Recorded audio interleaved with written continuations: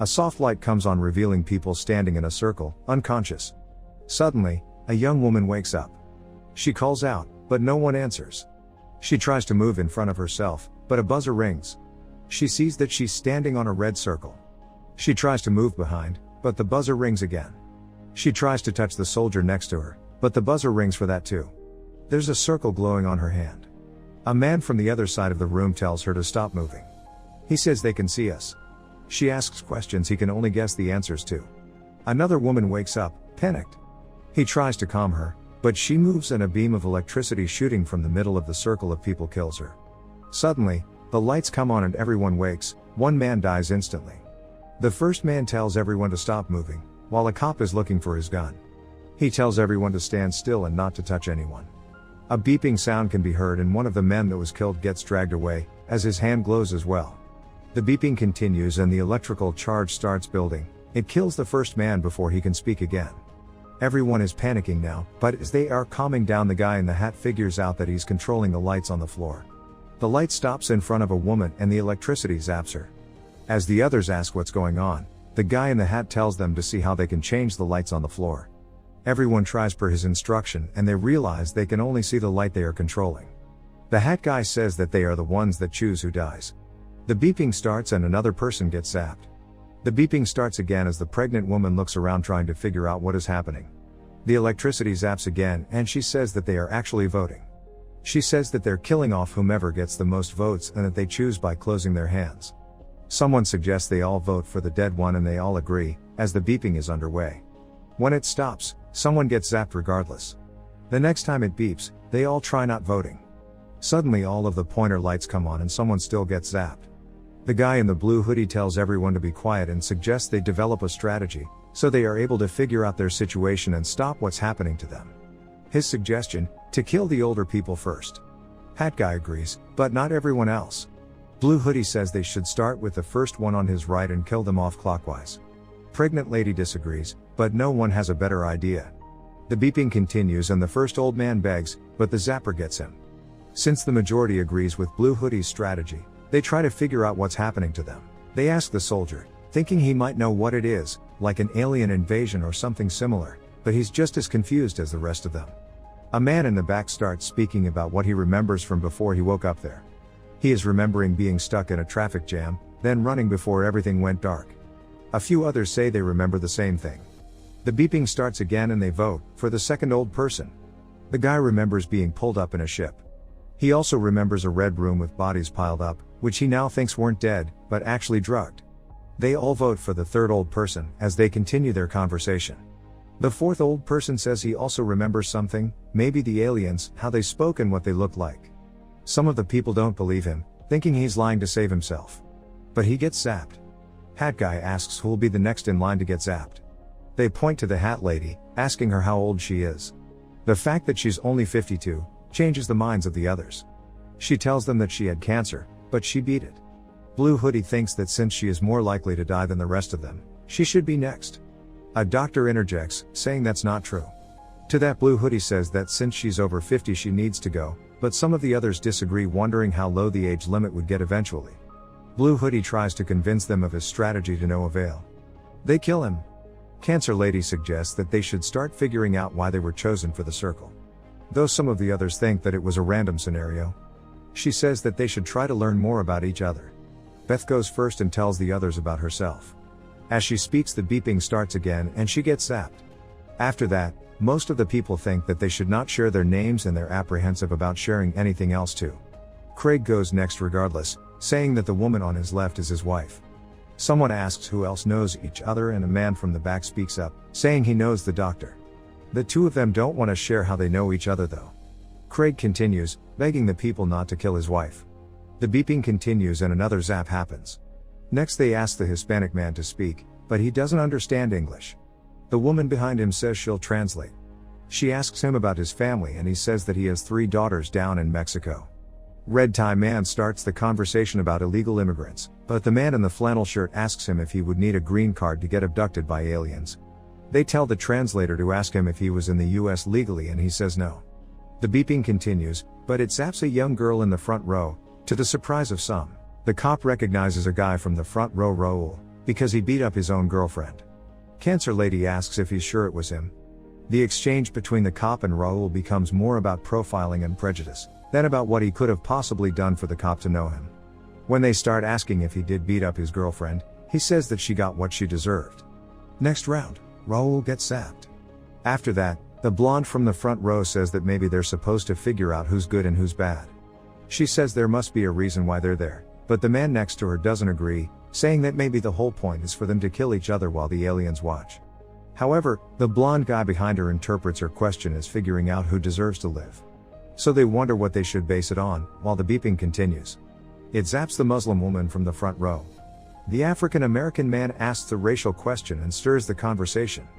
The white people, at first, say that in that room nothing is fair, and the other African Americans tell him not to continue with the conversation, because he will only make himself a target.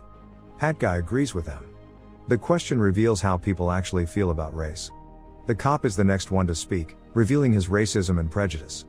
The beeper starts, the cop dies. The soldier thinks that they shouldn't talk about their opinions and prejudices, but the African American man disagrees, saying everything should be on the table. The soldier and the translator say that they shouldn't turn on each other and instead try to figure out what is happening to them. The next time they vote, they try voting for themselves, but it doesn't work. So they try voting for the person next to them. Someone still gets zapped, because somebody made a mistake. They try the same thing again, and the pregnant woman helps the kid next to her. Suddenly, the pregnant girl and a man are chosen, so everyone votes again. The man gets zapped. The guy from the back says he voted for the man, because he saw him voting for the pregnant girl. He says that the way the game was designed, in the end it will get down to the pregnant girl or the kid. To that the blonde guy from the second row replies that if they get rid of them, everyone will have a better chance.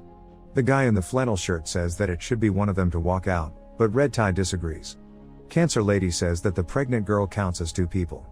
The voting begins and it's another tie, between an older woman and a kid. They vote for the lady. The guy from the back and the soldier think that they should protect the two of them, but the man with the glasses wants to know what they're like first. He asks the kid questions when the voting begins and it's another tie, between the pregnant girl and the kid. The guy standing behind them says to kill them both, but he gets zapped instead. Craig suggests they should ask for volunteers. They go around the circle, but no one steps up, until a teenager says he'll volunteer. They argue if they should ask him why he would do it. Eventually he does answer, saying he doesn't want to kill anyone. Flannel shirt says that he's a kid and that it's not fair to let him do it. Red tie and glasses man disagree, so he asks if he's sure. An older gentleman from the back volunteers in his stead, and when the beeping starts, he walks off from his circle. Red tie and glasses still insist they should ask for volunteers, but they're not willing to do it themselves. Flannel guy thinks that everyone except the pregnant girl should step forward. Glasses asks the teenager if he still wants to do it, and after the beeping, he steps out and dies. Next, everyone expects the soldier to volunteer. But he doesn't want to, because he thinks he's sacrificed enough in his life. He wants to get back to his family and meet his kid. Time is running out and they wait for a volunteer. A woman from the back does it, because she's lost her son. The deacon tells her that she will see him again. She says goodbye and walks out of her circle. The man in the black suit antagonizes him, when they find out he's a deacon. They finally reach the religion question. The man in the black suit tells them that they have only one God now, and it's the zapper. He gets mad and tries to find the other atheists in the circle. The beeping starts and he thinks they'll all choose him. Both him and another girl are chosen. She gets zapped. He continues to antagonize everyone, by asking the blonde next to him if she's a porn star. She says no, but he keeps pushing her and offending her. The next voting round comes up and he dies. While the blonde is crying, Glasses man says that they should take into account if some of them have children. Craig says that him and his wife have a daughter. Glasses thinks that the ones that don't have children should sacrifice themselves. Red tie man asks a woman from the back if she has any kids or a husband, but she throws the question back at him. While he's answering, another girl gets zapped. Then the woman tells them about her life and they find out that she's gay. Red tie is clearly a homophobe and the others take offense to what he's saying, so in the next voting round, he dies. Blonde guy asks what happens at the end when only two are left. Would they tie? So the guy in the back suggests that one of the two wouldn't vote and would effectively be sacrificing themselves. Flannel guy says that he would sacrifice himself, and Cancer lady implies that they should pick someone they would trust to make the right decision. The translator says that no one can be trusted. Blonde guy says that they all should decide. The blonde woman asks what happens if it comes down to the two of them. The doctor says they could decide for them. The voting is underway and her and the man that knows her are tied. They die together. The blonde guy is convinced that they should decide who out of the two of them should die, but the soldier thinks he's just manipulating everybody to get rid of both the pregnant girl and the kid. Craig asks who would they choose out of the two, then Glasses asks the pregnant girl what she does for work. The others don't think it's a fair question, as he continues explaining that it's important to know who contributes more to society out of them. The translator says that what's important is that she's pregnant. Glasses antagonizes the pregnant girl when another voting round starts and kills Hat Guy. Flannel asks Glasses what he does and he answers that he's a banker and a contributing member to society. Glasses antagonizes all of them, but the translator gets zapped.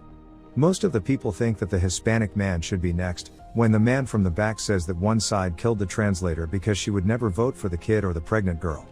Now that the question of sides is raised, they start counting each other to see which one stands where.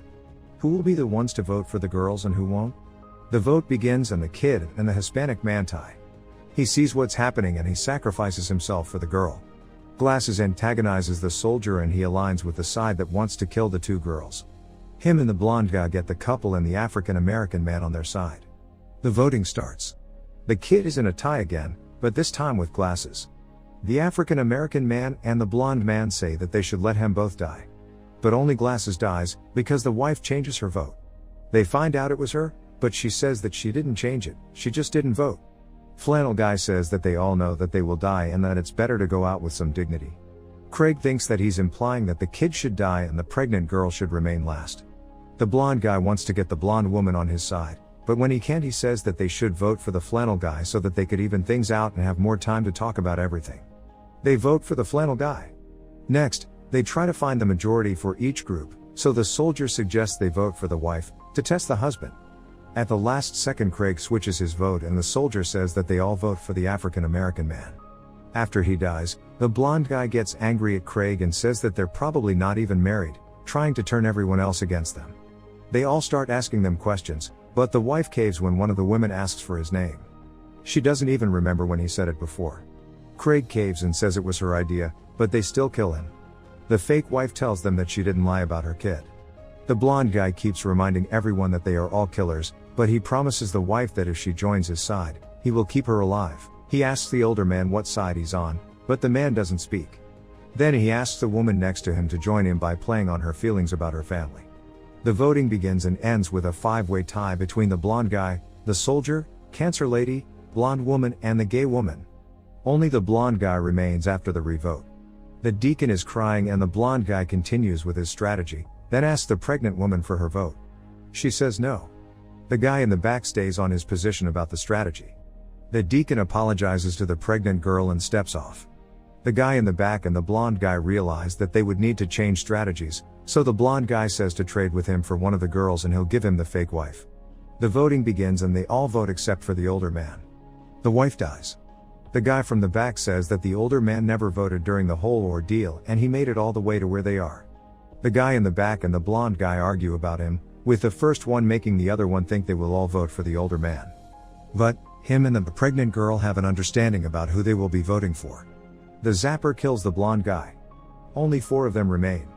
This time they will all vote for the older man, because they don't have another choice. He dies. The guy is left with the 2 girls and they talk about the reason why all of it is happening.